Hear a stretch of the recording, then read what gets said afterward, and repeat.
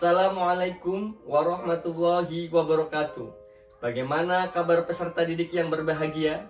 Pada kesempatan kali ini, kita akan belajar pada topik pembelajaran partisipasi dan kolaborasi digital pada capaian elemen literasi digital mata pelajaran informatika di fase E. Partisipasi digital yang bertanggung jawab. Partisipasi dan kolaborasi digital ini menjadi semakin penting di era digital saat ini. Sebagai pengguna digital, kita memiliki tanggung jawab untuk memastikan keamanan dan kenyamanan di lingkungan digital. Dalam modul ini, kita akan mempelajari bagaimana berpartisipasi secara digital dengan bertanggung jawab, menangani konten-konten negatif, dan membangun komunitas digital yang positif. Tujuan pembelajaran saat ini ialah peserta didik diharapkan mampu melaporkan konten negatif di platform digital dengan menggunakan fitur pelaporan yang tersedia. Yang kedua, peserta didik diharapkan mampu menghubungi pihak yang berwenang dalam kasus-kasus konten negatif yang membutuhkan tindakan lebih lanjut. Yang ketiga, peserta didik diharapkan mampu membangun lingkungan digital yang aman dan positif bagi dirinya sendiri dan orang lain. Dan terakhir, peserta didik diharapkan mampu menerapkan norma dan etika komunikasi digital dalam berpartisipasi di lingkungan digital. Lalu bagaimana untuk mengenali konten negatif di platform digital itu? Peserta didik untuk dapat menyimak 4 poin penting bagaimana mengenali konten negatif di platform digital.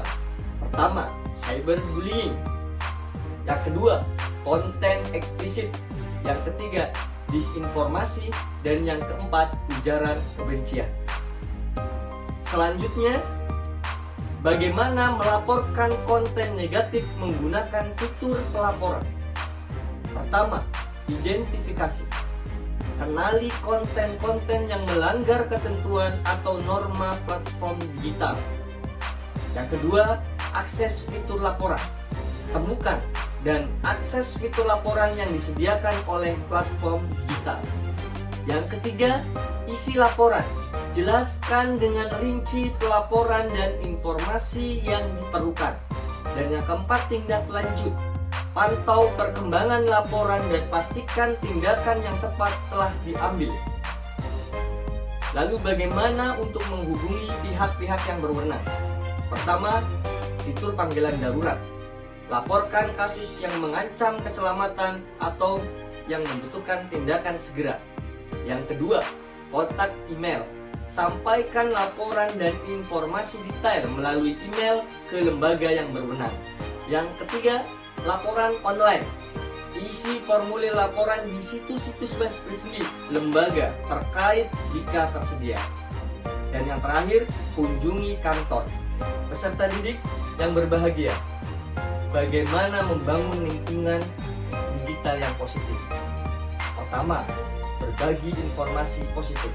Sebarkan konten yang bermanfaat, inspiratif, dan mendorong kebaikan di lingkungan digital. Yang kedua, terapkan etika berkomunikasi. Hormati privasi, hindari perundungan, dan sampaikan. Dan yang ketiga, bangun komunikasi positif. Dorong interaksi yang sehat, saling menghargai, dan menjaga lingkungan digital yang aman. Ada beberapa norma dan etika digital yang harus peserta didik perhatikan. Pertama, pada poin saling menghargai. Hormati privasi dan pendapat orang lain. Hindari komentar atau tindakan yang menyinggung, mengejek, atau mendiskriminasi. Selanjutnya, transparansi. Bertindak jujur dan terbuka. Hindari penyebaran informasi palsu atau menyesatkan. Bagaimana menjadi pengguna digital yang bertanggung jawab? Ada beberapa poin yang harus diperhatikan. 1. Berpikir kritis. Selalu mengevaluasi informasi dan konten secara kritis sebelum mempercayainya dan membagikannya. Yang kedua, perlindungan privasi. Menjaga privasi dan keamanan data pribadi dengan bijak saat berpartisipasi di lingkungan digital. Yang ketiga, saling menghargai.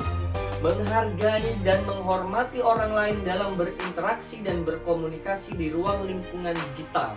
Dan yang terakhir, kontribusi positif, memberikan kontribusi yang positif dan bermanfaat bagi lingkungan digital di sekitar kita.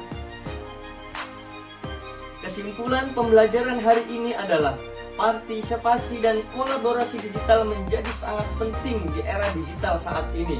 Sebagai pengguna digital, kita memiliki tanggung jawab untuk memastikan keamanan dan kenyamanan lingkungan digital dengan mengenali konten negatif, melaporkannya melalui fitur-fitur pelaporan, dan melibatkan pihak berwenang jika diperlukan. Kita dapat membangun keamanan digital yang aman dan positif. Selain itu, dengan menerapkan norma dan etika komunikasi digital, serta menjadi pengguna digital yang bertanggung jawab, kita dapat berkontribusi dan menciptakan komunikasi digital yang harmonis dan produktif. Terima kasih. Sekian. Wassalamualaikum warahmatullahi wabarakatuh. Salam Merdeka Belajar.